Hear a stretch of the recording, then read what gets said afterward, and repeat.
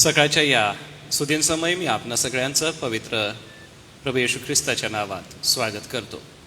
प्रियजन हो, आजपासून लेंट समयाला सुरुवात होते. याचं महत्त्व काय आहे ते समजून घेण्यासाठी आजचा हा बायबल स्टडी आहे.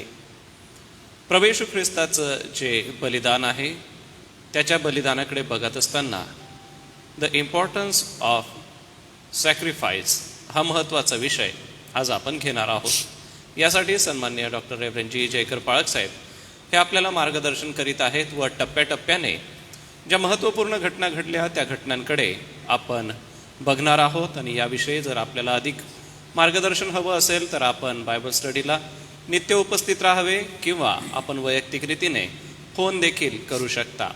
या आपण प्रार्थना करूया आणि आजच्या अध्ययन गटाला सुरुवात करू.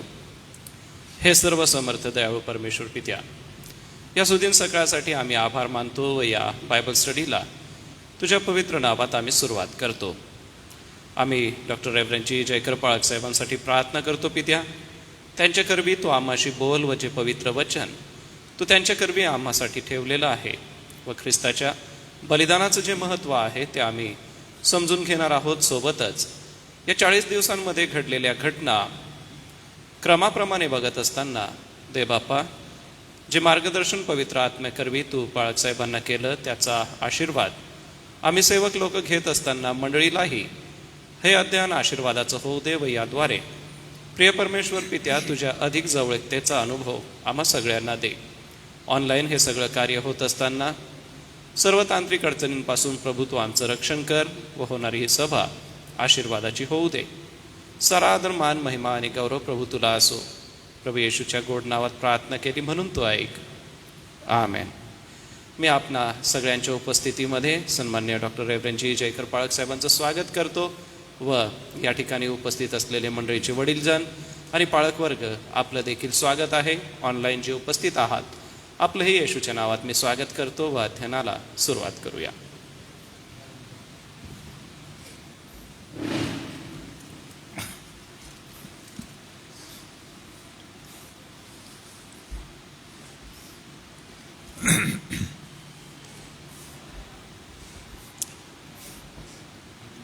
प्रभू येशू ख्रिस्ताच्या नावामध्ये सर्व बंधू भगिनींना सलाम आणि देवाची कृपा लाभो. आज आपण एका विशिष्ट विषयासंदर्भात बघत असताना आपण विचार करणार आहोत की या 40 दिवसांमध्ये आपण जर देवाच्या समोर जवळीकतेमध्ये जाणार आहोत, शास्त्र वाचणार आहोत, प्रार्थना करणार आहोत, आपण उपवास करणार आहोत, आपला आत्मनिग्रह करणार आहोत, अयोग्य ते टाकून देणार आहोत, पापांचा हल्ला परतवून लावून त्यावर जयवंत होणार आहोत, आपल्या निराशांना आशांमध्ये, आपल्या दुःखाचा परिहार आनंदामध्ये, आपल्या परिभावाचं परिवर्तन विजयामध्ये व्हावं म्हणून आपण देवाची कृपा मागणार आहोत. आणि म्हणून आजच्या दिवशी थोडा वेळ बलिदानाबद्दल समजून घेत असताना काही गोष्टी मी थोडं तयारीसाठी सांगणार आहे.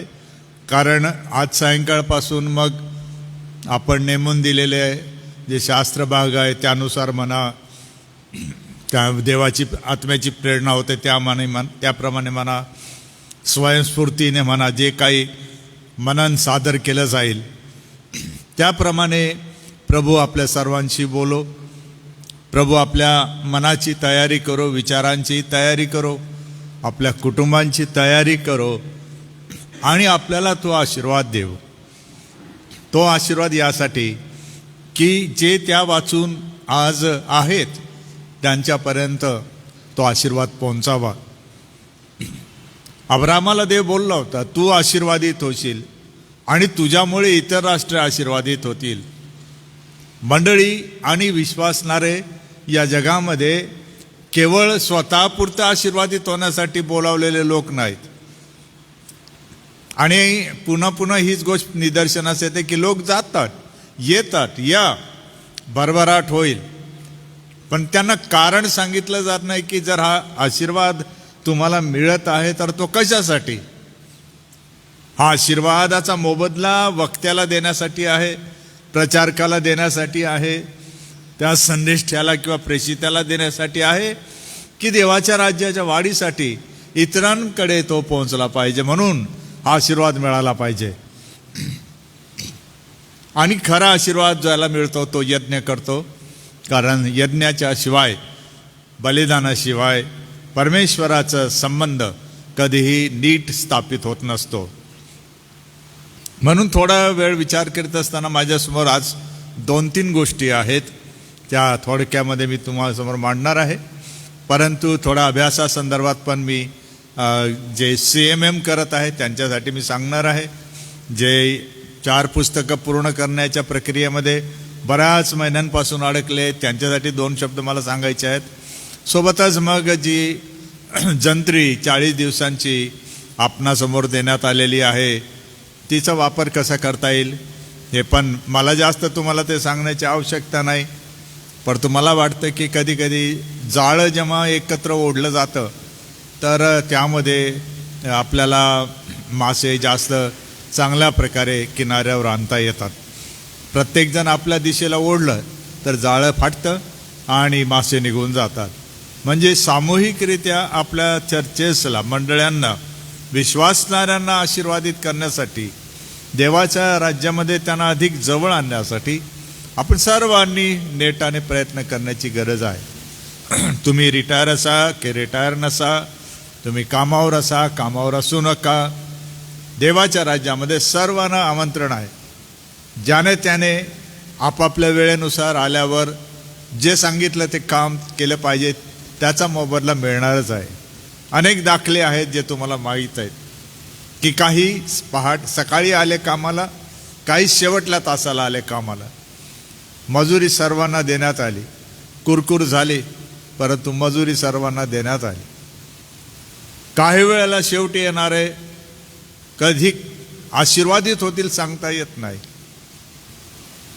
म्हणून आपण सुद्धा जितका प्रयत्न करता येईल, जसा काळ संपत आहे, जशा व्यवस्था बदलत आहे, जशी राष्ट्रे बदलत आहेत, निर्णय प्रकारच्या कायद्यांमध्ये बदल होत आहे, सर्व जगामध्ये धावपळ चाललेली आहे, अशा परिस्थितीमध्ये आपण जगत असताना स्वस्थ आणि सुस्त राहून चालणार नाही. दुसरी महत्त्वाची गोष्ट म्हणजे मी नेहमी हे सांगतो की आपल्याला आपल्या जीवनाची खात्री नाही, हे आपण दररोज सकाळी उठलं आणि सायंकाळी झोपताना लक्षात ठेवलं पाहिजे. मला उद्याचा दिवस असेल याची मला खात्री नाही, आणि म्हणून मी काम केलं पाहिजे, म्हणून मी सुवार्ता सांगितली पाहिजे, म्हणून मी सेवा केली पाहिजे, म्हणून मी देवाच्या वचनाचं सत्य शिकवलं पाहिजे, कारण मला उद्या कदाचित संधी नसेल. तिसरी महत्त्वाची गोष्ट मी सांगितली होती ती हीच आहे की आपल्याला ठाऊक नाही प्रभू येशू ख्रिस्त केव्हा येऊन उभा राहील, ह्या जगाचं काय होईल, या देशांचं काय होईल, वातावरणात काय बदल होईल, समाजांमध्ये काय बदल होईल. आज जे आपण म्हणतो सुखाने 2 तास आपण विसावा घेऊ, त्यांना पळायला भूमी थोडी होईल हे सांगता येत नाही. सावध राहा सेवकांनो, नेत्यांनो, सावध राहा, कारण केवळ प्रभू येशू ख्रिस्त येत आहे म्हणून हे होणार असं नाही, हे होत आलेलं आहे. जे सावध राहिले देवाने त्यांचा उपयोग केलेला आहे. म्हणून थोडा काळजीपूर्वक पुन्हा एकदा देवाच्या जवळ या, म्हणजे तो तुम्हाजवळ येईल. हे जे वचन आहे त्याप्रमाणे या 40 दिवसांमध्ये आपल्या लोकांना प्रोत्साहन द्या, समज द्या, बोध करा. आपल्या उराशी त्यांना आलिंगन देऊन सांगा, बाबा रे सुधरून घे, बदलून घे, जागृत हो, सोडून दे, ख्रिस्ताकडे वळ. आणि केवळ मंडळीच्या सभासदांनाच सांगू नका, एकमेकांना पण सांगा, कारण असं काही 100% गॅरंटी नाही की सर्वच आपण व्यवस्थित राहतो. आपण सर्वच कुठे ना कुठे कमी पडतो, चुकतो, पाप करतो. काही दिसतात, काही दिसत नाही. आणि पापाची व्याख्या मी पुन्हा सांगत नाही, परंतु 7 पदरी पापाची व्याख्या आहे. त्याच्यापैकी ही व्याख्या आपण नेहमी दुर्लक्षित केली आहे की याकोबाने म्हटले, चांगले करणे कळत असूनही जो ते करीत नाही ते त्याला पाप आहे. तुम्ही खून केले नाही, तुम्ही दरोडे टाकले नाही, तुम्ही फसवाफसवी केली नाही, परंतु तुमच्या सत्सद विवेकाने तुम्हाला सांगितलं होतं काय चांगलं आहे आणि काय वाईट आहे, आणि चांगलं ते तुम्ही केलं नाही, ते तुम्ही पाप केलं आहे. ही गोष्ट लक्षात ठेवा. अनिती म्हणजे पाप मान्य, स्वैराचार मान्य, खून दरोडे लबाडी बदमाशी मान्य, परंतु सकारात्मकरित्या विचार करायला हे वचन फार महत्त्वाचं आहे की चांगले करणे कळत असूनही जर तो ते करीत नाही ते त्याला काय आहे, पाप आहे. प्रत्येकाने, सेवकांनी, नेत्यांनी, वडिलांनी, कुटुंब प्रमुखांनी निदान ह्या दिवसात हा विचार करा की चांगलं काय आहे. एक आपल्याला शास्त्र शिकवतं परमेश्वर आपला चांगला आहे. म्हणून जे द्रुपद इस्रायली लोक आयुष्यभर म्हणण्यासाठी त्यांना सांगण्यात आलं ते हेच आहे, हे परमेश्वरा, तुझं उपकार स्मरण करणं चांगलं आहे, कारण की तू चांगला आहेस आणि तुझी दया सनातन आहे. हे द्रुपद आहे, हे सतत म्हणायला सांगितलं. आपला परमेश्वर चांगला आहे, तो आपल्याला सांगतो, दाखवतो, शिकवितो, घडवितो की आपण चांगले नाहीत हे आपल्याला शिकवलेलं आहे, पण तो दाखवतो, म्हणतो थोडंफार तर कर, तुला जमेल. म्हणून या दिवसामध्ये आत्मपरीक्षण करताना आपण काही अशा गोष्टी केल्या नसतील, देवाची स्तुती असो, परंतु चांगलं करणं टाळलं का आपण? जेव्हा प्रार्थना करायला पाहिजे तेव्हा केली का आपण? शास्त्र वाचून अभ्यास करायला पाहिजे केला का आपण? सोपवलेली कामे वेळेत पूर्ण केली का आपण? कोणी दुःखी दरिद्री शेजारी आजारी रस्त्यावर कुठे तुम्हाला मला आढळला, काय आपण भूतदया दाखवली त्याला, त्याच्यावर काही मेहरबानी केली, थोडीफार त्याला काही मदत केली तुम्ही, त्याला सत्कृत्य म्हणतो आपण. अनेक गोष्टी आपण बघतो, अगदी लहान मुलांपासून ते वयोवृद्धांपर्यंत. आपण कोणाला मदत करू शकलो का? आपला पेशा आपल्याला आड आला, आपला पेहराव आपल्याला आड आला, आपलं पद आडं आलं, मी हा आहे, मी तो आहे, माझं हे काम नाही, त्याचं ते काम आहे, ही मनोवृत्ती आपल्यात होती का? ह्या सर्वांची तपासणी कोणी करायची आहे? आपण करायची आहे. आत्मक्लेश याला म्हटलेलं आहे, आणि रोमन कॅथलिक संप्रदायामध्ये त्याला देहदंडन असं म्हटलेलं आहे. पाऊल त्याचा संदर्भ कलसेकराच्या पत्रामध्ये देतो. पेनान्स, स्वतःला झोडपणे, बुक्क्यांनी हाणणे, शिक्षा करणे, त्याच्यामध्ये अनेक प्रकार आहेत. काट्यांवर झोपणे, फरशीवर झोपणे, थंड पाण्याने थंड प्रदेशात आंघोळ करणे, स्वतःला ताडना देणे की मी का हे केलं, मी का हा विचार केला, मी का असं केलं, मी का तसं केलं, मी हे का केलं नाही, मी ते का केलं नाही, त्याच्या मोबदल्यामध्ये मी स्वतःला दंड देतो. त्यांच्यामध्ये दंड देण्याचे प्रकार आहेत आणि साहित्य पण उपलब्ध आहे. आसूड आहेत, चाबूक आहेत, काठ्या आहेत, निर्णय प्रकारचे गोष्टी त्यांनी ठेवलेल्या आहेत. आपल्याला विचित्र वाटतील, हास्यास्पद वाटतील, परंतु ते असं म्हणतात, मला एवढं कळतं ना, मला दुसऱ्यांनी का चापकानी मारावं, मला कळतं ना, मी झोडपलं पाहिजे स्वतःला, कारण मी असं करायला नको होतं. त्याला देहदंडन ते म्हणतात. दुसरा प्रकार त्याच्यामध्ये आहे उपवास करणे. या दिवसात उपवास केले जातात. उपवास म्हणजे परावृत्त होणे, वेगळं होणे, बाजूला सरणे, टाकून देणे, सोडून देणे. उपवास, शेजारी सरकवणे, बसणे, ठेवणे. उपवास करताना केवळ अन्नप्राशन करायचं नाही असं नाही, मांस भक्षण करायचं नाही किंवा भाजीपाला खायचा नाही किंवा इतकंच पाणी प्यायचं, तितकीच चहा घ्यायची, पूर्ण दिवस उपाशी राहायचं, काहीच खायचं नाही, पाणीसुद्धा प्यायचं नाही. वेगळ्या प्रकारे उपवास केले जातात. त्या झाल्या पद्धती. परंतु उपवास म्हणजे काय? स्वतःला अलिप्त ठेवणे, वाईटापासून स्वतःला अलिप्त ठेवणे, नेहमीच्या सामाजिक चालीरीती असतात, त्याच्यामध्ये खानपान आलेलं आहे, निरनिराळ्या प्रकारचे कार्यक्रम होतात, जेवणावळी होतात, पुष्कळ गोष्टी आहेत. काही काळ आपण स्वतःला त्यापासून अलिप्त ठेवतो.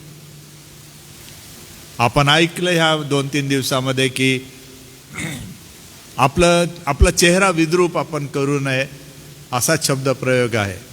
म्हणजे काही वेळेला इतरांनी बघावं म्हणून त्यावेळेला उपवास करणारे आपला चेहरा सुद्धा विद्रूप करून घेत होते, इतरांपासून वेगळं दिसावं म्हणून. मी उपवास करत आहे असं दिसावं म्हणून. पण येशू ख्रिस्ताने उलट सांगितलं, चेहरा धु, स्वच्छ असू दे, डोक्याला तेल लाव, है ना. ते अलंकारिकरित्या त्याला घेऊ नका, खरोखरच डोक्याला तेल लावतात. यहुदी लोक तसे करत होते. आपण त्याला पवित्र आत्मा गृहीत धरून घेतो आणि मग त्याचं तेल दररोज लावायला पाहिजे असं नाही. आणि त्याचा जर तुम्ही इतिहास शोधला की त्या काळातल्या सहसा केस न कापणाऱ्या लोकांना तेल लावणं का गरजेचं होतं. हे साधं शारीरिक प्रक्रियेचा भाग होता. जनावरांना तेल लावलं जातं, मेंढरांच्या नाकावर तेल लावलं जातं, निरनिराळ्या प्रकारे तेल लावलं जातं. येशू ख्रिस्त म्हणाला, तुम्ही उपवास करता तेव्हा दाखवण्यासाठी काही करू नका. तो शब्द प्रयोग होता, तुम्ही ऐकला, गुप्तवासी पिता गुप्तपणे तुम्हाला फळ देईल असं म्हटलं होतं. मला फळ मिळेल म्हणून मी करत नाही. मी तपासणी करतो की मी देवाच्या वचनाप्रमाणे कोठपर्यंत पोहोचलो. त्याप्रमाणे माझी जडणघडण, माझी वैचारिक जडणघडण, आध्यात्मिक जडणघडण, माझी मानसिक जडणघडण, पारिवारिक जडणघडण होत आहे की नाही. आणि कुटुंब प्रमुख म्हणून विशेष याकडे विचार करण्याची गरज आहे, लक्ष देण्याची गरज आहे की आपली लेकरं बाळं देवाच्या भयात वाढत नाहीत की काय, असं का होत आहे. आणि त्यासाठी उपवास हा एक मार्ग आहे की लेकरांना तुम्हाला सांगता येतं, बेटा मुली मी देवाकडे याचना करण्यासाठी जातो म्हणून मी स्वतःला नम्र करीत आहे. कदाचित देव ऐकेल, दया करील. आध्यात्मिक गर्व निर्माण होण्यासाठी करत नाहीत आपण हे. देवाने कृपा करावी, तो करतोच आणि त्याने केलेली आहे. परंतु काही वेळेला तो आपल्याला बघू इच्छितो की माझे लोक, माझी प्रजा त्यांच्या स्वतःसाठी, परिवारासाठी, आपल्या राष्ट्रासाठी नम्र होत आहेत की नाही. आणि हे सामूहिकरित्या ते करत होते, वैयक्तिक नव्हत्या. 2-3 आपल्या पालकांनी याबद्दल माहिती मागे दिली, ती चांगली होती. म्हणून आज आपल्याला थोडा वेळ या गोष्टींचा विचार करताना मी 2-3 गोष्टी आपणासमोर मांडणार आहे. त्यापैकी एक तुम्हाला 40 दिवसाची जंत्री मी दिली आहे पाळकसाहेबांना, ती तुम्हाला टाकून देतील. नंतर मी आज जे थोडंसं सांगू इच्छितो ते पण तुम्हाला मी देत आहे की प्रभू येशू ख्रिस्ताने यरुशलेमेला जाण्या अगोदर देवाच्या राज्याबद्दल काय सांगितलं आणि त्याचे 9 दाखले जे आहेत, मी त्या सर्वांचं विवरण देणार नाही. परंतु तो एक प्रवास होता की ज्या दरम्यान तो शिष्यांना समजून सांगत होता, पण लोकांना कळू नये म्हणून दाखल्यांच्या स्वरूपात बोलत होता. लुकाच्या शुभवर्तमानातले हे सर्व दाखले आहेत. माझी विनंती आहे की या दुःख सणाच्या दिवसात तुम्हाला जर समग्र ख्रिस्त चरित्र समजायचं असेल, विशेषतः त्याचे शेवटले महिने किंवा आठवडे, तर कृपा करून लुकाचं शुभवर्तमान जरा व्यवस्थित वाचा. कारण लुकाचं शुभवर्तमान ही एक संघटित रचना आहे. काही वेळेला ती ऐतिहासिक कालक्रमणिका जी आहे त्यावर आधारित आहे, आणि म्हणून लुकाच्या शुभवर्तमानाचा व्यवस्थित अभ्यास करा. त्याला जोड द्या प्रेषितांच्या कृत्यांची. म्हणजे येथे दिलेला संदेश प्रेषितांनी कसा गाजवला, येशूच्या दुःख सहन मरण पुनरुत्थानाबद्दल शिष्य काय बोलले, ह्याचे कमीत कमी 11 मोठे प्रचार प्रेषितांच्या कृत्यांमध्ये आहेत. 5 पेत्राचे प्रमुख प्रचार आहेत, 5 पौलाचे आहेत, आणि 7व्या अध्यायामध्ये स्तेफनाचा प्रचार आहे. सर्व प्रचार जुन्या कराराच्या भाकितांवर आधारित आहे. भविष्यवाद्यांनी सांगितल्याप्रमाणे प्रभू येशू ख्रिस्त कसा आला, सेवा केली, बलिदान केलं, त्याला पुन्हा कसं जिवंत करण्यात आलं, तो काय करणार आहे, त्याची नामाभिधाने म्हणजे टायटल्स, पदं दिलेली आहेत प्रेषितांच्या कृत्यांमध्ये. विविध प्रकारची पदं त्याला लावण्यात आलेली आहेत. येशू नासरेतकर असा उल्लेख आहे. ख्रिस्त येशू हा पौलाचा फेवरिट शब्द आहे. तो येशू ख्रिस्त असं म्हणत नाही पुष्कळदा, तो पहिले ख्रिस्त घेतो. ख्रिस्त येशू. जीवनाचा स्वामी, अधिपती, अशी कितीतरी नावं त्यांनी घेऊन सर्वसाधारण लोकांनाही, राष्ट्रीय न्याय संस्थेलाही, राजांसमोर उभं राहूनही तेच बोलले, ते घाबरले नाहीत. आणि बोलताना त्यांनी जे अपराध केले येशू ख्रिस्ताविरुद्ध, देवाविरुद्ध, देवाच्या लोकांविरुद्ध, त्यांचाही उल्लेख त्यांनी करताना त्यांनी छाती टोकपणे सांगितले की हे झालेलं आहे साहेब, चालणार नाही, तुम्हाला पश्चाताप करावाच लागेल. हा येशू नासरेतकर, त्याच्या पुढे लोटांगण घालावंच लागेल, तुम्हाला पश्चाताप करून नाक घासावंच लागेल, झालेला अपराध कबूलच करावा लागेल. तुम्ही खुनी आहात असं म्हणतो पेत्र, पण तुम्ही खून केला आहे, हत्या केली आहे. तुम्ही एका निष्पाप जीवाला तुम्ही केवळ धरून दिलं नाही, तुम्ही त्याला वधलं आहे. वध म्हणजे नरडं चिरलंय तुम्ही त्याचं, आणि त्याचं रक्त सांडलं आहे. हे भयंकर शब्द आहेत. आपण सहज घेतो काय वेळेला, जेव्हा यज्ञाचा आपण विचार करतो तर हे भयंकर शब्द आहेत.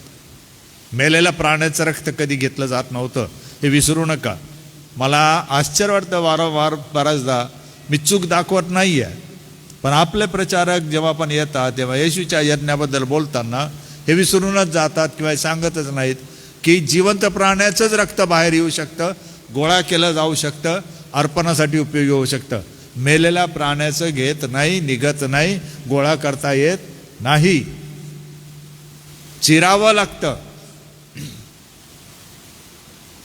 आपला प्रभू येशू ख्रिस्त का जिवंत होता हे त्याच्याने सिद्ध होतं, त्याचं रक्त, आणि मेल्यानंतरही सिद्ध करण्यात आलं ते त्याचं रक्त आणि पाणी, प्लाझ्मा जो निघाला तो. हे आवश्यक आहे यज्ञामध्ये समजणं. आणि ही संकल्पना संपूर्ण जगात आहे, सर्व संस्कृतींमध्ये आहे. प्रकार वेगळे आहेत, त्यांच्या पद्धती वेगळ्या आहेत, परंतु संकल्पना तीच आहे की रक्ताशिवाय पाप विमोचन होत नाही.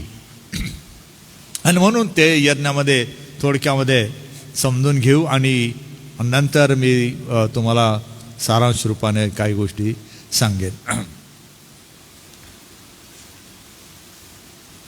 थोडंसं CMM चर्च मल्टिप्लिकेशन मूवमेंट जे करतायत, करायला पाहिजे, ज्यांनी आनंदाने करायला पाहिजे, कारण तुम्हाला बीडचा अभ्यासक्रम इतरांना शिकवण्यासाठी मदत होणार आहे. त्यासोबत तुम्हाला प्रशिक्षकाचं जे मार्गदर्शिका आहे ती सोबत अभ्यास होईल, पुढे तो घेता येईल. म्हणून CMM करणारे सर्व सेवक वर्ग म्हणा, कोणी पण म्हणा, नेतेगण म्हणा, मी तुम्हाला 2-3 गोष्टी सांगतो, त्या फक्त लक्षात घ्या. आणि एन्सायक्लिकल करून जे धडे आहेत त्यामध्ये 9 धडे आहेत. त्यापैकी एन्सायक्लिकल क्रमांक 2, क्रमांक 4 आणि क्रमांक 9 हे 3च करायचे आहेत. पहिला क्रमांक 2 आहे पहिल्या शतकातील मंडळी. 4 क्रमांकाचा धडा आहे सुवार्ता प्रसार करणारी मंडळी किंवा सुवार्ता प्रसारकीय मंडळी. आणि तिसरं आहे एकत्र येणे, एकत्र मिळणे. हे 3 धडे आहेत.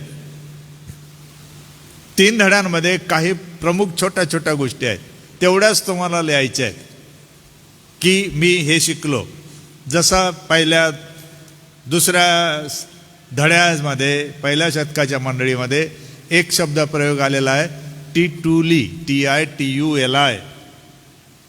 आणि तुम्हाला तेवढं जरी समजलं की पौलाची संकल्पना ही होती, मी वर्णन देत नाही, तर उत्तर पण मिळून जाईल तुम्हाला. पण टिटुली संकल्पना आहे पौलाची आणि ती आपण कितीदा तरी अभ्यासली, फक्त शब्द प्रयोग नवा आहे. तुमच्याकडे सर्व आहे ते दिलेलं, मराठीत पण आणि इंग्रजीत पण. आणि नंतर मग करिंथकराच्या पत्रामध्ये 14, 15, 16 यामध्ये तो येतो आणि 4 महत्वाच्या गोष्टी सांगतो. तेवढंच तुम्हाला लिहायचं आहे. आणि त्याचं तुम्ही काय कराल की समजा आपण एकमेकाबरोबर मंडळांच्या सेवा कार्याच्या संदर्भात भागीदारी केली, जाळं विणलं आपण. समजा जसं तर एस चर्च नंदुरबार जाळं आहे, एक मंडळी नाही, अनेक मंडळ्या मिळून एक व्यवस्था आहे. म्हणून खरं पाहिलं तर एस चर्च हे ऑलरेडी एक जाळं आहे, क्लस्टर आहे, आपलं नेटवर्क आहे. न्या नेटवर्कमध्ये क्लस्टर म्हणजे छोटे छोटे झुंड आहेत. द्राक्षाचे घड असतात तसे. द्राक्षाच्या झाडाला एक द्राक्ष कधी लागत नाही, गव्हाच्या रोपाला एक गव्हाचा दाणा कधी लागत नसतो. ओंब्या असतात, घड असतात. तसं आपल्यामध्ये छोट्या छोट्या मंडळांचे एकत्र आणलेले विणलेले घड आहेत. त्यामुळे आपली मंडळांची संख्या 100, 200, 300 अशी दिसत नाही. कारण आपलं अगोदरच प्रेषित पौलाच्या शिक्षणावर आधारित असणारी रचना स्वीडिश अलायन्स मिशनने निर्माण केली सर्व जगात. त्यामुळे आपल्या मंडळांच्या चर्चेसला नाव नाही की Nandurbar S A. Church Nandurbar, S A. Church Selinpur, S A. Church Taloda असंच नाव आहे जसे पौलाचे होते. करिंथेतील मंडळी, फिलिपईची मंडळी, कलसाईची मंडळी, हे फार अगोदरच मिशनऱ्यांनी अभ्यास केला होता. आणि जेथे अभ्यास केला 20व्या शतकात म्हणजे 1900च्या दरम्यान, त्याच ठिकाणाहून हा अभ्यासक्रम आपल्याकडे आलेला आहे. त्यामुळे आपल्याला नवीन नाही, फक्त समजणं गरजेचं आहे की आपण नवीन काही करत नाही आहे. आपल्याला माहीत नसेल, आपल्याला मान्य नसेल, आपला वेगळा विचार असेल म्हणून तसं आहे, तर तसं नाही. म्हणून ही संकल्पना फार सहज समजण्यासारखी, कारण आपण त्याच्यातच जगत आहोत. जसं ढेकवत म्हटलं तर अनेक छोटे छोटे गट एकत्र येतात, ते क्लस्टर झालं. धनोरा साईनगर म्हटलं अनेक छोटे छोट्या मंडळ्या गट एकत्र येतात, ते क्लस्टर झालं. मग जसं वाघशेपा म्हटलं एका टोकाला, व वाघशेपा, लहान उमस, मोठो उमस, कोठडा आणि देवपूर आणि वळजाक आणि वसलाई असे जवळजवळचे त्यांचं क्लस्टर, असं मिळून एस.ए. चर्च नंदुरबार आहे. ही संकल्पना यामध्ये आहे. तुम्हाला कठीण नाही, ते लिहिता येतं, तुम्हाला सोपं आहे. टिटुलीचा अर्थच तो आहे. पण पहिले करीन ते 14, 15, 16 तुम्हाला 4 टप्पे दिसतील आणि मग तुम्ही लिहू शकता ना सहज की असं असं असल्यामुळे आमच्या इथे पण असं असं आम्ही त्याच्या संकल्पनेप्रमाणे चालत आहोत. मग काय कराल पुढे, आम्ही हे नीट करू, चांगलं करू, घडवू, वाढवू, हे फक्त सांगायचं आहे तुम्हाला. चौथा जो एन्सायक्लिकल आहे त्याच्यामध्ये आहे की कॅरिग्मॅटिक कम्युनिटी, सुवार्ता प्रसारकीय मंडळी. याच्यामध्ये तुम्हाला मी शिकवलं पॉवलाईन सायकल, त्याच्यातच तुमचं उत्तर आहे. पॉवलाईन सायकलमध्ये 3च टप्पे होते. पहिलं होतं इव्हँजलाइज, दुसरं होतं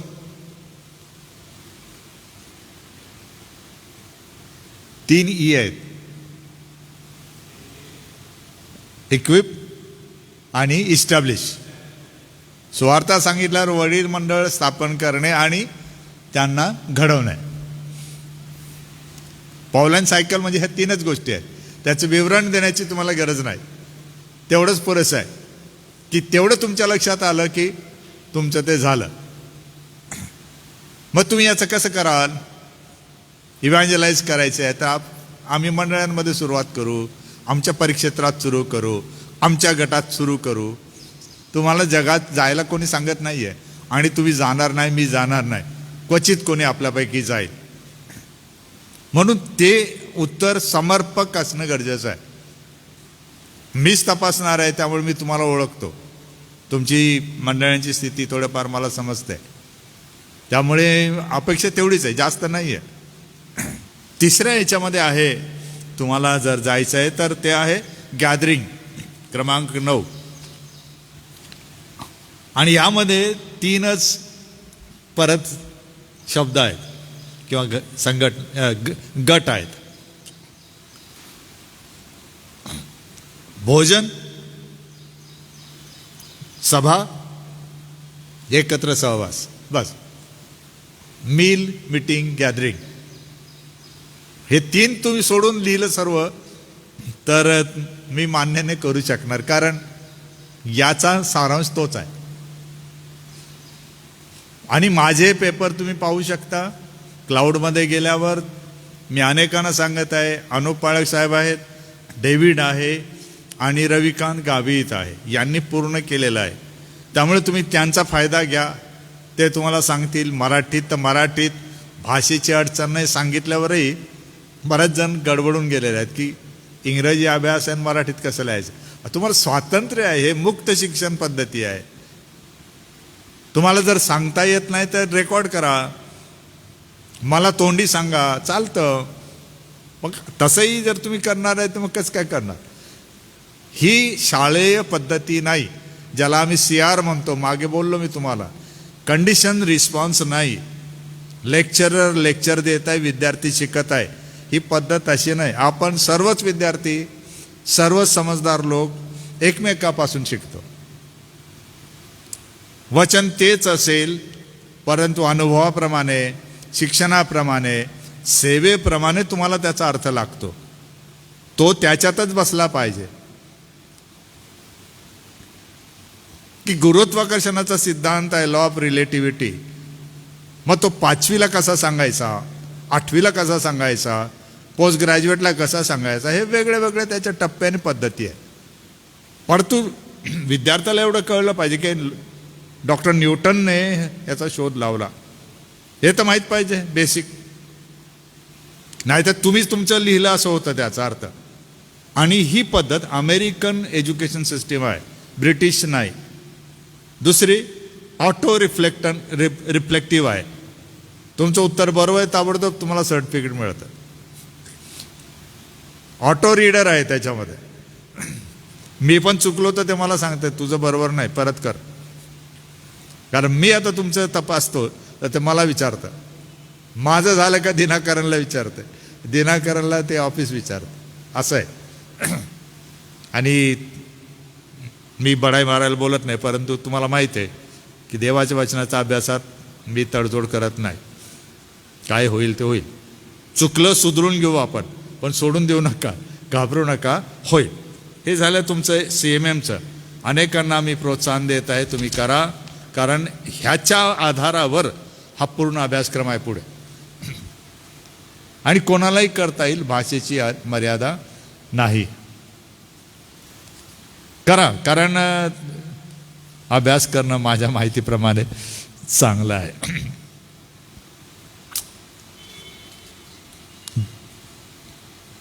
काही असेल तर आपण नंतर या विषयावर बोलू शकतो. पाळीसाहेब काही सांगत होते का?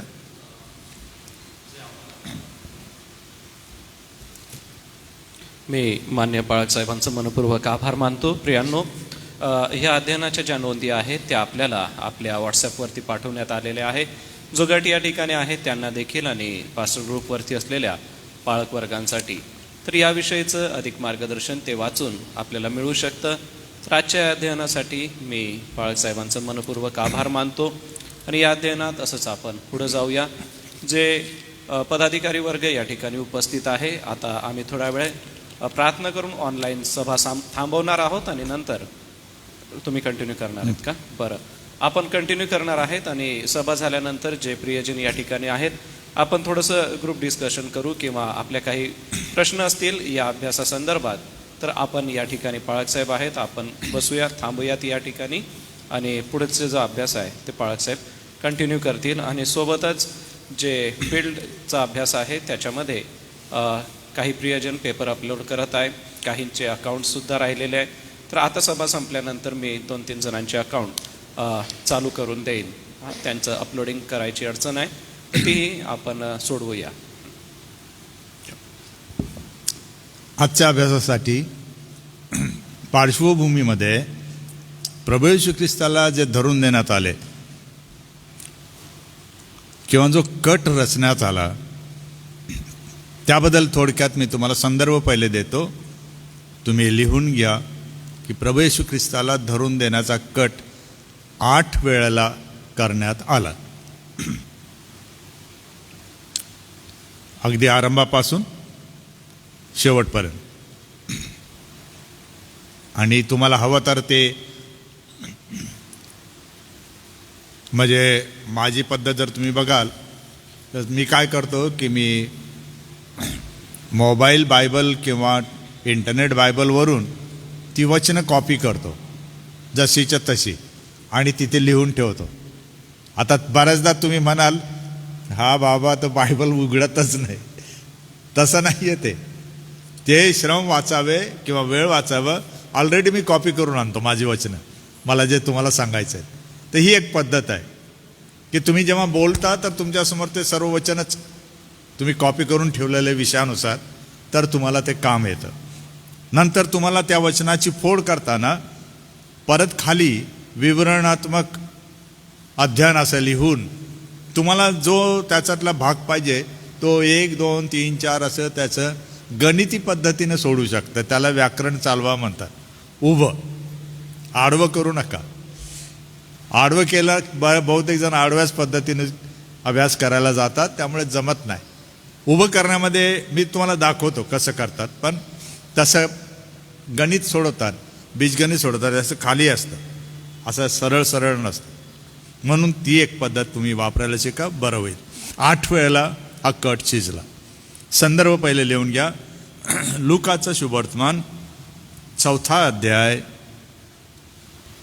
16 ते 30. लूक 4, 16 ते 30. 2. दुसऱ्यांदा कट शिजला तो आहे मत्तय 12, 1 ते 21. मत्तय 12, 1 ते 21.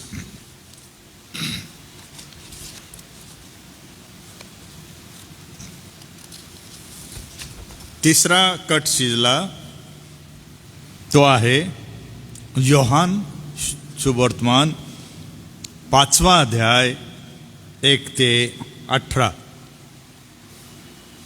योहान 5, 1 ते 18. चौथा कट शिजला तो आहे योहान 8, 48 ते 59. योहान 8:48 ते 59. पाचवा कट शिजला तो योहान 10:31 ते 39. योहान 10:31 ते 39. सहावा कट शिजला तो सुद्धा योहानाचं शुभवर्तमान 11वा अध्याय 45 ते 57 यामध्ये तुम्हाला आढळेल. योहान 11:45 ते 57. सातवा कट शिजला मार्क कृत शुभवर्तमान अध्याय 11 15 ते 19. मार्क 11 15 ते 19. आणि आठवा कट शिजला तो आहे मत्तयाचं शुभवर्तमान 21वा अध्याय 33 ते 46. मत्तय 21:33 ते 46. या प्रकारे 8 वेळेला येशू जसा नासरेतमध्ये आला, ज्याला आपण 4थ्या अध्यायामध्ये लुकाने लिहिल्याप्रमाणे त्याने घोषणा केली. जेव्हा त्याच्या पुढे यशायाचा ग्रंथ ठेवण्यात आला तर तो फार प्रसिद्ध परिच्छेद आहे. त्याला नाझरेत मॅनिफेस्टो असं बायबल अभ्यासामध्ये किंवा विद्वानांमध्ये आम्ही बोलताना म्हणतो की लूक 4 काय आहे? नाझरेत मॅनिफेस्टो. प्रसिद्ध अध्ययनाचं हे वाक्य आहे. कुठे गेलात, कोणती सभा असेल, वक्त्याचा जर 4था अध्याय असेल, प्रेषण कार्य म्हणा, मंडळीची सेवा कार्य, काळजी घेणे, काही पण विषय असेल तर तो वक्ता किंवा तो प्राध्यापक हे वाक्य बोलल्याशिवाय राहत नाही की आम्ही आता नाझरेतचा जाहीरनामा अभ्यास करणार आहोत, विचार करणार आहोत, समजून घेणार आहोत, असं तो म्हणतो. म्हणजे प्रारंभ जसा झाला तेथून ते त्याला वधस्तंभावर नेण्यासाठी त्याची तयारी होत असताना 8 वेळेला त्यांनी येशूला मारण्याचा किंवा संपवण्याचा विचार केला. या दरम्यान शेवटी जेव्हा प्रभू येशू ख्रिस्त येतो, कोठून थोडंसं अवलोकन करा. प्रभू येशू ख्रिस्त रूपांतराच्या डोंगरावर होता. आपला अभ्यास या 40 दिवसांचा तेथून आहे. तेथून ते कॅल्वरी साधारणपणे 40 दिवसांचा येशूचा प्रवास आहे. प्रोजेक्टर असतं तर बरं झालं असतं, मी चूक केली मी तो तुम्हाला मी मागे दिलेला आहे की प्रभू येशू ख्रिस्त हर्मोन पर्वत म्हणजे उत्तरेला सिरिया देश जो आहे त्याच्या दक्षिणेला जेथून यार्देन नदी उगम पावते त्या डोंगरावर प्रभू येशूचं परिवर्तन किंवा रूपांतर झालं. हे लक्षात घ्या. यहुदियात नाही, गालिलाच्या उत्तर सरहद्दीवर किंवा सिरियाच्या दक्षिण सरहद्दीवर प्रभू येशू ख्रिस्ताचं डोंगरावर 3 शिष्यांच्या देखत रूपांतर झालंय. अगदी चकाकी आली त्याला, त्याच्या कपड्यांना, त्याच्या देहाला प्रकाशमान झाला. तो जो डोंगर आहे तो गालिलातल्या उत्तर दिशेच्या सरहदीवर असणाऱ्या सिरिया नावाच्या देशाच्या दक्षिण सरहदीवर आहे. त्या पर्वताचं नाव आहे हर्मोन. आणि या पर्वताचं वैशिष्ट्य आहे, जेथे रूपांतर झाले त्याच्याच खाली यार्देन नदीचा उगम आहे. म्हणजे तुम्ही बघा, म्हणजे नदी जशी आली खाली तसा येशू पण परत खाली आला, कारण यार्देन नदी उत्तर दक्षिण वाहते. ही सुरुवात आहे दुःख सहनाची. तेथून तो शिष्यांना सांगतो. या दरम्यान परत काही गोष्टी घडतात. विशेषतः आपल्या मरणाबद्दल किंवा यज्ञाबद्दल तो 9 वेळेला दाखल्यांनी बोलतो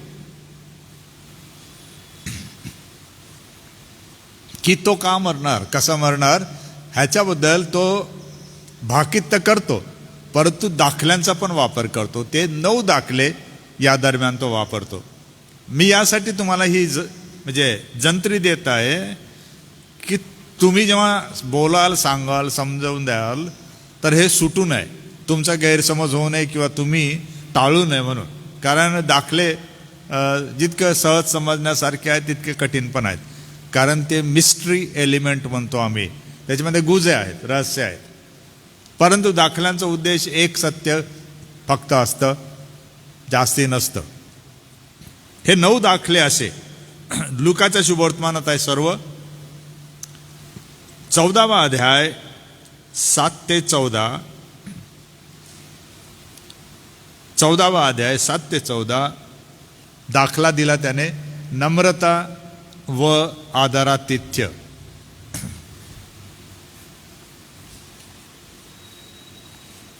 नम्रता व आदरातिथ्य. मी समजून सांगतो तुम्हाला, पण लिहून घ्या. त्याच 14व्या अध्यायामध्ये सर्व लोकांचं शुभवर्तमान, बरं का. 14वा अध्याय 15 ते 24, 14, 15 ते 24 मध्ये मोठी भोजनावळ किंवा जेवणावळ, पंगत, मोठी पंगत, त्याचा दाखला आहे. तिसरा आहे 15वा अध्याय. यामध्ये खरं पाहिलं तर 15व्या अध्यायामध्येच 3 दाखले आहेत. 1 ते 7 मध्ये हरवलेलं मेंढरू,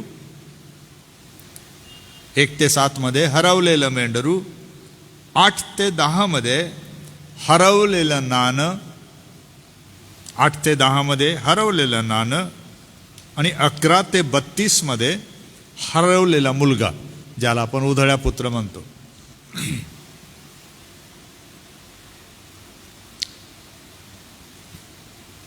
सहावा दाखला आहे लूक 16, 1 ते 13. लूक 16, 1 ते 13 मध्ये अन्यायी कारभाराचं शहाणपण. मला आठवतं रेव्हरंड पठारे एकदा यावर त्यांनी उपदेश केला होता. परंतु दाखले हा दाखला नवीन करारातला सर्वात कठीण आहे. मी जे बोलतो ते नीट लक्षात घ्या. असा तसा सहज समजण्यासारखा नाही. याच्यामध्ये नीतिशास्त्र आहे, याच्यामध्ये व्यवहार आहे, याच्यामध्ये सामाजिक पद्धती आहेत, खूप काही आहे. सिद्धांत नाहीत. किंवा तुम्हाला वाटलं म्हणून त्याने हे कमी कर ते कमी कर सांगितलं तरी तो प्रशंसेस पात्र कसं का ठरला. आणि मग नकारात्मक उदाहरण आपण घेऊ किंवा देऊ. आपण पण कमी जास्त केलं तर चालेल असं नको व्हायला. म्हणून दाखले मी तुम्हाला यापूर्वी तुम्हाला नोंदी दिल्या, 11 पानांच्या दिल्या होत्या. दाखले म्हणजे काय, त्याचा अभ्यास कसा करतात तुम्हाला सांगू द्या. इतकं मजेदार आहे प्रभू येशू ख्रिस्ताचं शिक्षण की जे या 2000 वर्षामध्ये कोणीच बदलू शकलं नाही. इतकं पक्क पण आहे, ते दगडावरची रेख आहे. सहज घेऊ नका, पण प्रयत्न करा, लावा बुद्धीला जोर, थोडा घाम गाळा, पुस्तकं वाचा, चाळा, विचारा. असं समजून पहिले अभ्यास करा मला काहीच येत नाही. आणि सर्वात कठीण गोष्ट तीच असते. शिक्षण का होत नाही, कारण आपण हे गृहीत धरतो मला येतं आणि मग काही येत नाही. मग आपण वृथा समर्थन म्हणतो, मिथ्या समर्थन करतो. विषय बॅनर पवार सरांसाठी आहे तो. हे मानसशास्त्राचे विषय आहेत की मनुष्य मिथ्या समर्थन कसं करतो. मजेदार आहे, कधीतरी घ्यायला पाहिजे ते.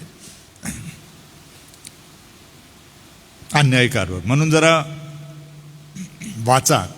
पुस्तकांमध्ये पण तुम्हाला आढळणार नाही सहसा, कारण हे इतकं कठीण आहे सांगणं. कारण पहिली गोष्ट म्हणजे येशू ख्रिस्त ज्याबद्दल बोलत आहे त्याची पार्श्वभूमी जर बघितली तर ही पूर्वेकडच्या देशांची आहे. पलीकडे जी युरोपियन राष्ट्र होती त्यांचे व्यापार संकल्पना काय त्याच्याबद्दल पण आहे, व्यापारशास्त्राच्या संकल्पना आहेत, त्यावेळेला कायदे काय होते वगैरे आहे, ते थोडंसं कठीण आहे. 7वा आहे आपण नेहमी प्रार्थनेच्या संदर्भात वापरलेला दाखला, 18वा अध्याय 1 ते 8 मध्ये अन्यायी न्यायाधीश, अत्याग्रही विधवा. आश्चर्य वाटत नाही का या टायटलवरून? नवीन करारामध्ये अन्यायी न्यायाधीश म्हटलं, आणि अगोदरचा दाखला आहे अन्यायी कारभार्याचं शहाणपण. तर ते समजणं फार गरजेचं आहे. याला विरोधाभासाची भाषा म्हणतात साहित्यामध्ये. It is a language of paradox. शब्दांचा खेळ आहे. जे बुद्धिसंपन्न लोक आहेत ते शब्दांची कोटी करतात, हा तसा प्रकार आहे. एक सत्य सांगण्यासाठी नकारात्मक गोष्टी घेऊन त्याचं प्रतिपादन केलं जातं, त्याला तर्काचा आधार असतो. 8वा जो आहे दाखला मत्तय 1 मत्तयातून आहे, त्यामध्ये दरम्यान मत्तय 20 1 ते 6. मत्तय 20 1 ते 6. द्राक्षमळा व काम करी.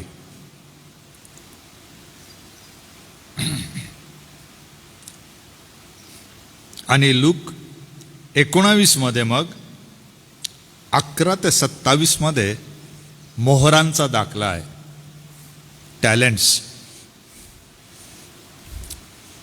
आणि हे पण समजणं गरज आहे की आपल्या मराठीकरणामध्ये रुपया असा शब्द आलेला आहे.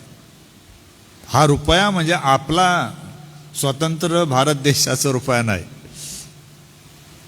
ते नाणं प्रतिकात्मकरित्या आपल्याला समजण्यासाठी सांगितलं. ग्रीकमध्ये तो शब्द ड्राखमा असा येईल किंवा टॅलेंट असा येईल. टॅलेंट सर्वात मोठी किंमत असणार आहे. ड्राखमा 1 तर टॅलेंट 1000 अशी तुलना असू शकते. मग चांदीची ड्राखमा आहे की सोन्याची आहे, यावर पण त्याची किंमत व्हॅल्युएशन होतं. जसं 200 रुपयाच्या भाकरी हा शब्द प्रयोग तुम्ही ऐकला, म्हणजे किती रुपयाच्या भाकरी? मग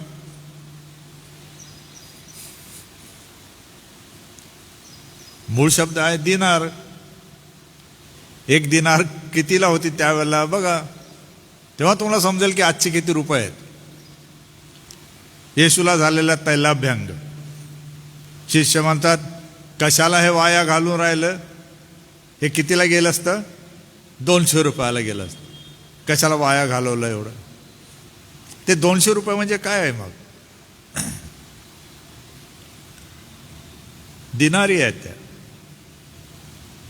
अलाबास्त्र कुपी आणि ते जे सुगंधी द्रव्य आहे त्याची किंमत 1 वर्षाची मजुरी होती.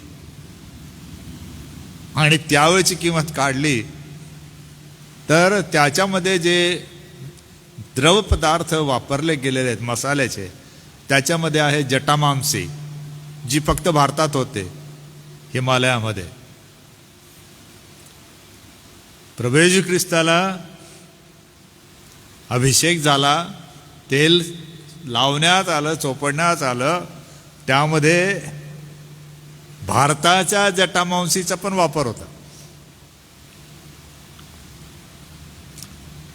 जे मागी आले त्यांनी जे सुगंधी द्रव्य अर्पण केलं त्याच्यात पण जटामांसी आहे.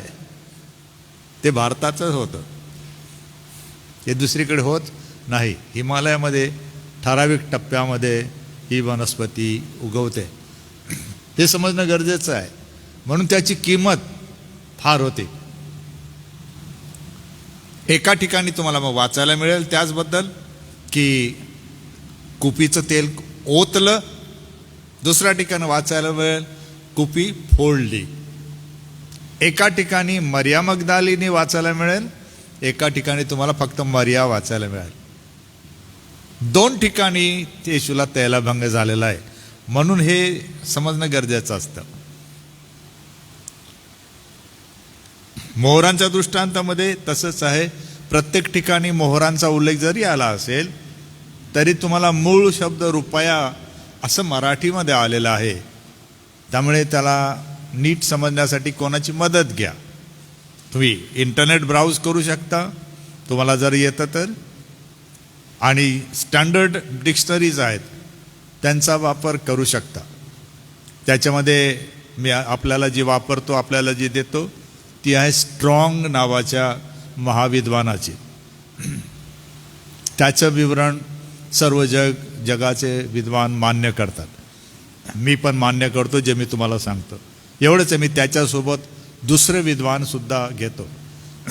कुबो घेतो. कुबो हा जपानी आहे म्हणून आशिया खंडातला आहे, पण जपानचे लोक त्याच शब्दाला कसं समजतात समजणं गरजेचं आहे.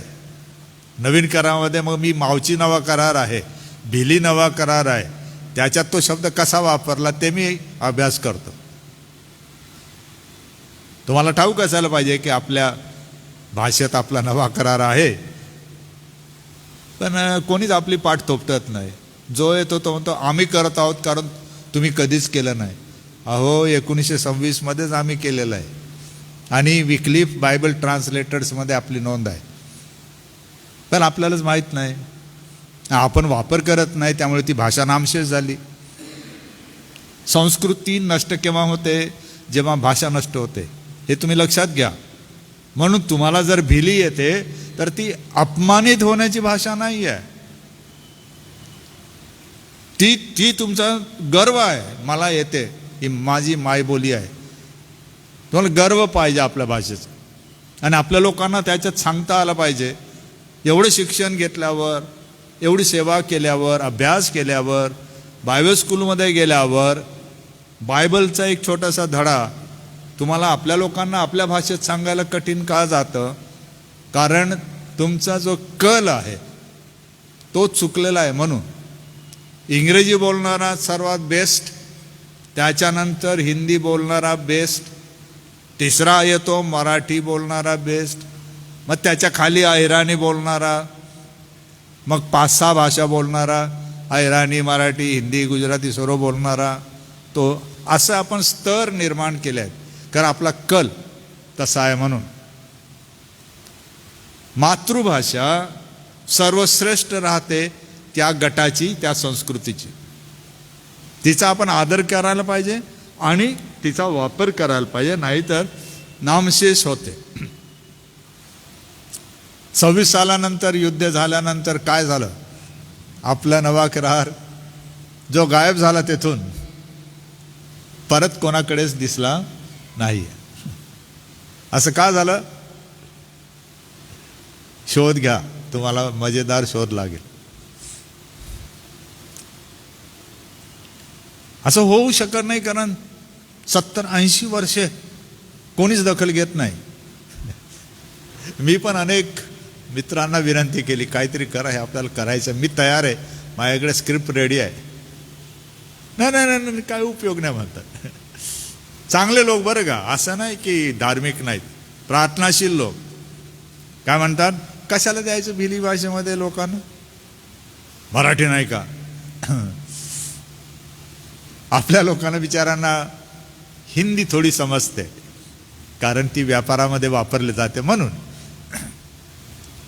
हिंदी समजण्याचं त्यांचे इंटेलिजिबिलिटी टेस्ट आम्ही जेव्हा घेतली तेव्हा ती फक्त 13% होती. मराठी 9% फक्त समजत होती. अजून पण तशी स्थिती असू शकते. त्याला सोशल लिंग्विस्टिक सर्वे म्हणतात. सेवकांचं काम आहे पहिले समजणं, माझा लोकगट, त्याची भाषा, आणि त्यानुसार मग मला स्पष्टीकरण. जसं तुम्हाला बदलता येणार नाही की 100 रुपये म्हणजे 100 रुपये, पण तुम्हाला त्यांना दाखवता येतं की त्याची व्हॅल्यू काय आहे.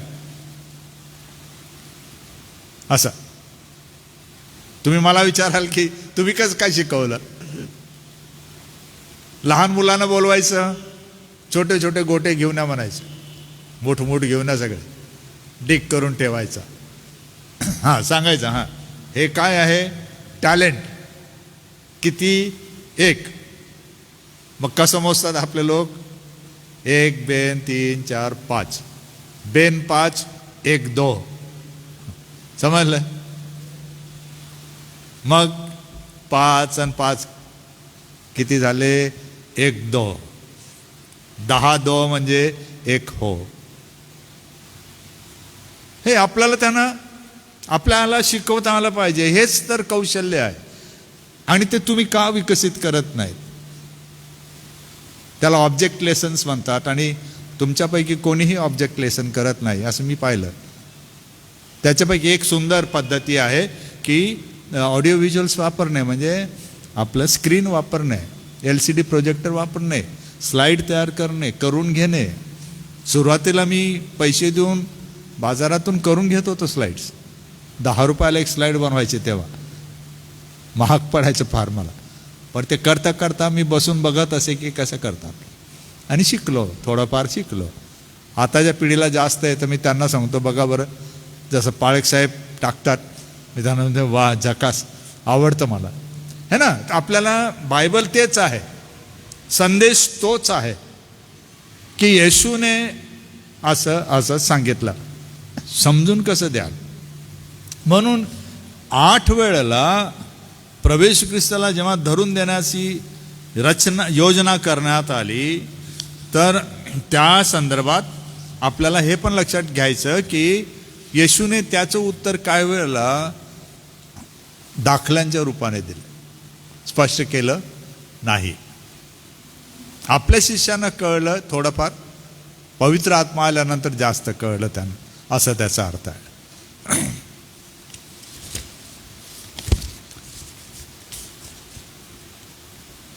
आजचं मी इथेच थांबू इच्छितो एक छोटीशी गोष्ट सांगून की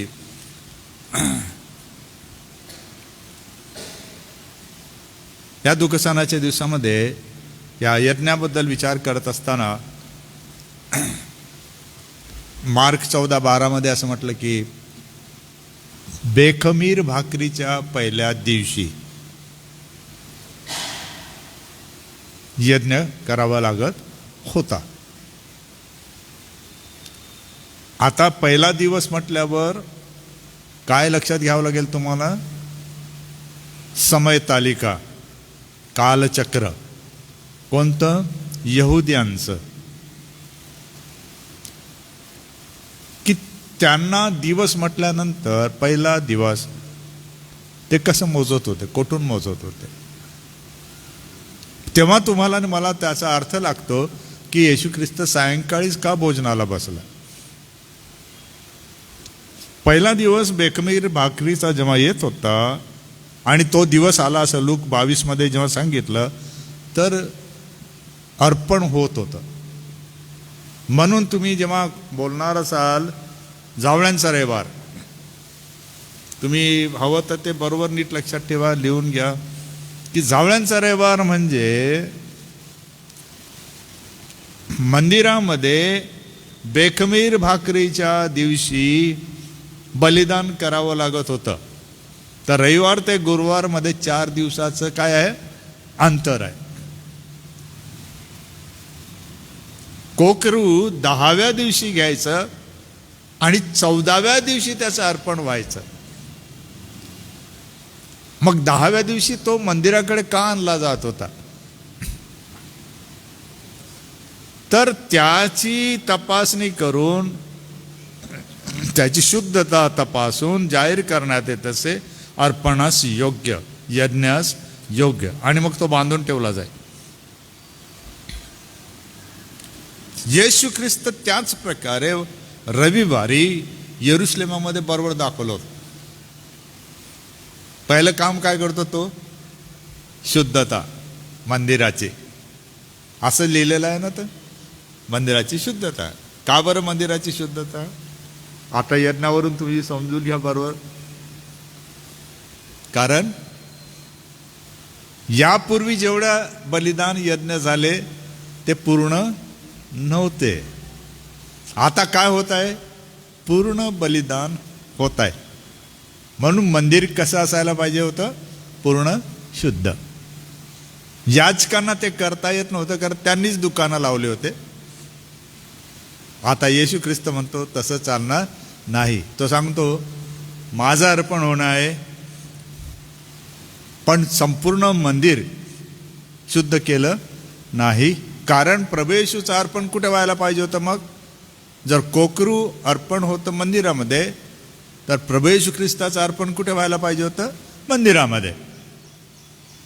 पण ती प्रथा नव्हती, म्हणून वधस्तंभावर गावाबाहेर त्याचं अर्पण झालं. म्हणून हे समजणं गरजेचं आहे की रविवारी शुद्धता का? अर्पणाची पण स्वतःची पण. त्यामुळे तो म्हणू शकला, तुम्हाला माझ्यामध्ये काय दोष दिसतो का? तर ते अर्पणाबद्दल तो बोलतोय. नंतर त्याने इब्रिकराच्या पत्राच्या 9व्या अध्यायामध्ये म्हटलं की मी त्याचा तो आत्मयज्ञ असा शब्द प्रयोग आलेला आहे. आत्मयज्ञ. मराठी थोडी कठीण असते, ती समजून घ्या बरोबर. जर त्याचा संदर्भ तुम्ही घ्याल की येशूने बलिदान केलं आणि मग तो कोण होता, त्याचं वैशिष्ट्य काय होतं, तर ते काय होतं? त्याचा आत्मयज्ञ, सेल्फ सॅक्रिफाईस. कोणी त्याला जबरदस्ती केलेली नव्हती, स्वेच्छेने त्याने ते पत्करलं होतं. आणि हा आत्मयज्ञ केल्यावर 10व्या अध्याय इब्रिकराच्या 12व्या वचनात म्हटलंय, हा त्याचा यज्ञ हा सार्वकालिक यज्ञ होता. सार्वकालिक, प्रारंभ झाला, शेवट कधीच होणार नाही. अनंत म्हणजे प्रारंभही नाही आणि शेवटही नाही. सार्वकालिक म्हणजे प्रारंभ होतो, शेवट होत नाही. हे लक्षात घ्या, हा फरक काय. येशू ख्रिस्ताच्या 3 योहान 3:16 जो विश्वास ठेवतो त्याला काय प्राप्त व्हावे? आनंदकालिक जीवन का? नाही, सार्वकालिक जीवन प्राप्त व्हावे. प्रारंभ होईल ते कधी समाप्त होणार नाही. एंडलेस, कधी न समाप्त होणार सार्वकालिक. प्रभू येशू ख्रिस्ताचा यज्ञ अनंत नाही. दुसऱ्या भविष्यवादानुसार तो युगारंभापूर्वीच बळी झाला असं लिहिलं. परंतु आता प्रत्यक्षामध्ये त्याचा आत्मयज्ञ काय आहे? सार्वकालिक आहे, पुन्हा करण्याची गरज पडणार नाही असं लेखक म्हणतो. का बरं असं म्हणतो लेखक? तर पेत्र त्याचं उत्तर देतो की या प्रकारे आपण मग पवित्र याजकगण बनावे. 2 अध्यायाच्या 5व्या वचनामध्ये की आपण अर्पणे आणि दाने देवाला सादर करावे. त्याच्या अर्पणाने, त्याच्या यज्ञाने आता आपण पवित्र करण्यात आलो आहोत. आपली सेवा काय आहे की देवाला आता अर्पणे आणि दाने आपण सादर करायची. येशूने कशी सादर केली? स्वतःचा प्राण अर्पण करू. याजकांना प्राण देता येत नव्हतं, पण परंपरा येशूने मोडली. सांगितले नाही, मी तुमचा सर्वांचा मोठा भाऊ आणि महायाजकांचा याजक, मी यासाठीच आलो आहे. आणि ते त्याने पूर्ण केलं. पण त्याच्यासोबत आपल्याला सुद्धा केवळ यज्ञ करायचा नाही आहे स्वतःसाठी. ते तर तुम्हाला माहीत आहे की प्रत्येक याजक स्वतःसाठी यज्ञ करीत होता. त्याच्यासाठी कोणता सण नेमला होता? योम किप्पूर. हे लक्षात ठेवायचं. स्वतःसाठी, घराण्यासाठी, नंतर सर्व राष्ट्रासाठी, त्यासोबत मग इमारतीसाठी, वेदींसाठी, साहित्यासाठी वेगळे वेगळे शालनं होते. ते सर्व त्याला करावी लागत होते. 5 दिवस त्याच्यामध्ये जात होते, झोपू देत नव्हते. आणि बलिदानाचा दिवस त्याला बिलकुल झोपू देत नव्हते. त्याने सतत जाग राहावं जोपर्यंत देव ते बलिदान स्वीकारून म्हणत नाही पूर्ण झालं आहे. याजकाला ओरडावं लागत होतं की पूर्ण झालं आहे. तेव्हा मंडळी नतमस्तक म्हणजे जमिनीवर पडून देवाला वंदन करून आनंद करत, आणि ह्या आनंदामध्ये पहिले महायाजकाला मिरवत घेऊन जात असत त्याच्या घराकडे, आणि एकमेकाला गोडधोड देऊन आनंद साजरा ते करीत असत. अशी ती प्रथा आहे. म्हणून दुसऱ्या बाजूला येशू हे शिकवतो की तुम्ही आणि मी जे याजकगण आहात, आपलं प्रतिफळ बाकी आहे. आपल्याला मिरवलं जाईल देवाच्या राज्यामध्ये. जर एक कर्तबगारी आपण पूर्ण करतो तर. परंतु प्रतिफळ सर्वांनाच आहे. यज्ञ संकल्पना ही त्यागाची आहे, गमावण्याची आहे, देऊन टाकण्याची आहे, संपण्याची आहे. ही जर आपल्या डोक्यात आपण रुजवतो, मनात रुजवतो, तर आपल्याला जगणे आणि सेवा करणे, कारभार करणे सोपं जातं. पण फार कठीण आहे. आपल्याला हिम्मत, आपल्याला शक्ती, बुद्धी, मानसिक बळ लागतं, देवाचं सामर्थ्य लागतं. हे विसरू नका. हा झगडा आहे, कायम आहे, माझ्यासमोर पण आहे. परंतु मी दररोज वाट बघतो, प्रभू तू कृपा मला दे. हे अध्ययन पण तुम्हाला आम्ही टाकलेलं आहे, ते पण तुम्ही बघा, त्याप्रमाणे त्याचा वापर करा. आणि हे दिवस प्रभू तुमचे सर्व आनंद व आशीर्वादाचे करो. आमच्यासाठी प्रार्थना करा, माझ्यासाठी प्रार्थना करा. पुढचं काय असेल ते मला आणि दिनाकरन सरांना आपल्यासाठी पूर्ण करता यावं म्हणून. God bless you. Thank you very much. Thank you sir. आजच्या या अतिशय सुंदर अध्ययनासाठी मी प्रभूला पुन्हा एकदा धन्यवाद देतो. उपस्थित ऑनलाईन चर्चमध्ये असणारे मान्यवर, त्यांचे देखील विशेष आभार मानतो. विशेष मी आभार मानतो आदरणीय डॉक्टर रेव्हरेंड लेडविन पळाके साहेब यांचे, की अतिशय स्पष्टपणे आजच्या या अध्ययनाकडे ते आम्हास घेऊन गेले आणि या वचनाच्या द्वारे प्रभूने आज पुन्हा एकदा आम्हाला आशीर्वादित केलेला आहे. यावेळेस आम्ही प्रार्थना करणार आहोत. आजपासून दुःख सणाचे दिवस सुरू झालेले आहेत आणि संध्याकाळी पुन्हा ऑनलाईन प्रार्थना मनन आहे. त्यावेळेस रेव्हरेंड LP वळवी पाळकसाहेब वचनाची सेवा ते करतील आणि म्हणून या उपासाच्या दिवसामध्ये आम्ही विशेष प्रार्थनेमध्ये राहणार आहोत. यावेळेस आम्ही प्रार्थना करणार आहोत. मी विनंती करतो की LP वळवी पाळकसाहेब पुढे येतील, शेवटची प्रार्थना करतील, प्रभूची प्रार्थना म्हणून आणि आशीर्वाद आम्ही घेणार आहोत.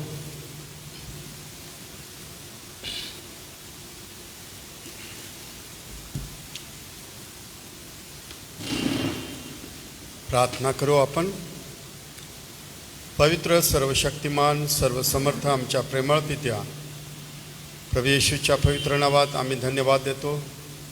आजचा समय, आजची वेळ तुझ्या वचनाच्या अध्ययनामध्ये जाण्यासाठी तू आपली कृपा पुरवली. तुझ्या वचनाचं सत्य प्रभू तू आमच्या समोर ठेवलं. त्याचं मूल्य, महत्त्व आमच्या जीवनामध्ये आम्ही सतत बाळगून आमच्या स्वतःच्या जीवनासाठी, इतरांच्या आध्यात्मिक विकास होण्यासाठी प्रभू या सर्व गोष्टी, ही सर्व वचने आम्हा सर्वांसाठी आशीर्वादाची झालेली आहे.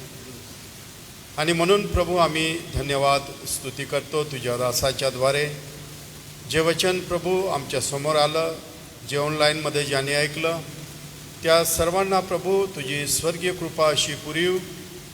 तुझ्या वचनाचं सत्य प्रभू आमच्या अंतर्यामी ते आम्ही आत्मसात करावं आणि आमच्या जीवनामधून प्रभू त्या वचनाचा प्रभाव आमच्या जीवन वर्तन क्रमामध्ये आम्ही प्रगट करावं, यासाठी कृपा पुरीव. पवित्र आत्म्या ते सहाय्य आणि शक्ती तू आम्हाला दे. ही विनंती प्रभू येशूच्या नावात मागतो, म्हणून तू ऐक. आमेन. ज्या स्वर्गातील पित्या, तुझे नाव पवित्र मानले जाऊ, तुझे राज्य हो, जसे स्वर्गात तसे पृथ्वीवरील. तुझ्या इच्छेप्रमाणे हो. आमची रोजची भाकर आज आम्हास दे, आणि जसे आम्ही आपल्या ऋण्यास सोडले आहे तसेच तो आमची ऋणे आम्हास सोड, आणि आम्हास परीक्षेत आणू नकोस, तर आम्हास सर्व वाईटापासून सोड. कारण की राज्य, सामर्थ्याने गौरव ही सर्व काळ तुझीच आहे. आमेन. आता आपल्या प्रभू येशू ख्रिस्ताची कृपा, देवबापाची महान प्रीती, पवित्र आत्म्याची सहभागिता, इथे जमलेले सर्व तुझे दास आणि प्रियजन, देवाची मंडळी आणि प्रभू तुझे निवडलेले राष्ट्र इस्रायल्याबरोबर तू येईपर्यंत सो. आमेन.